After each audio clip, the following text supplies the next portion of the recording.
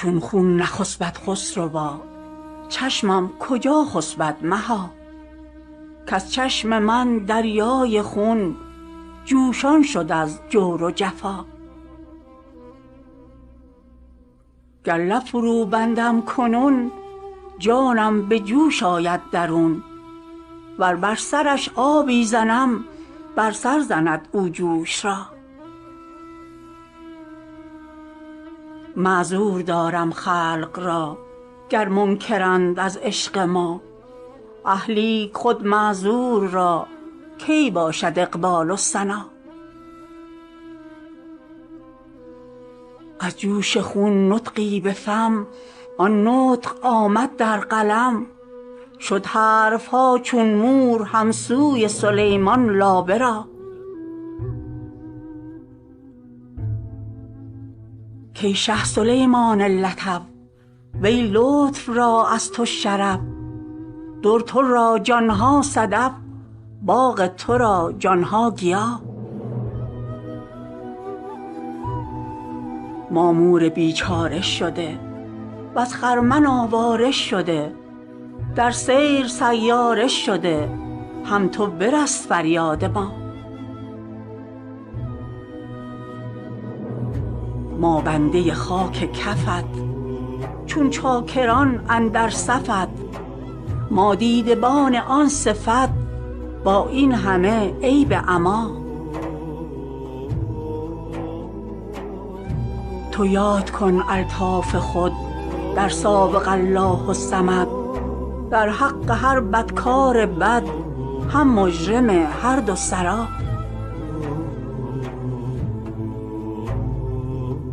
تو صدقه کن ای محتشم بر دل که دیدت ای صنم.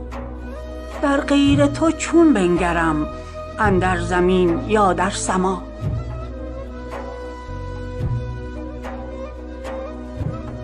آن آب حیوان صفا هم در گلو گیرد ورا. کو خورده باشد باده ها زان خسرو میمون لقا.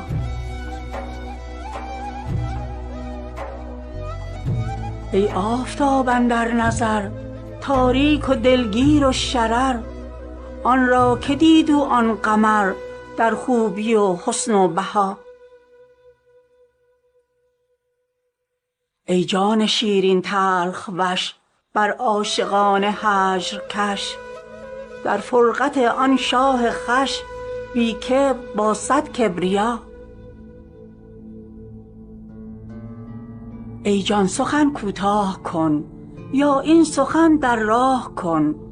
در راه شاهنشاه کن در سوی تبریز صفا. ای تن چو سگ کاهل مشو افتاده عوعو بس معو. تو بازگرد از خویش و رو سوی شهنشاه بقا.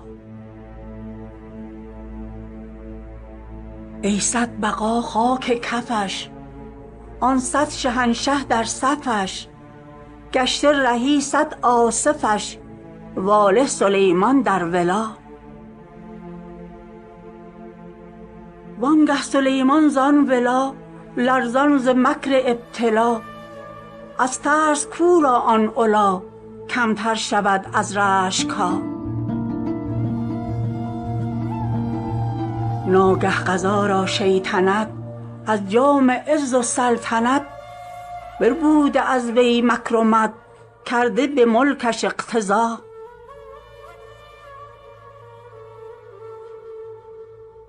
چون یک دمی آن شاه فرد تدبیر ملک خویش کرد.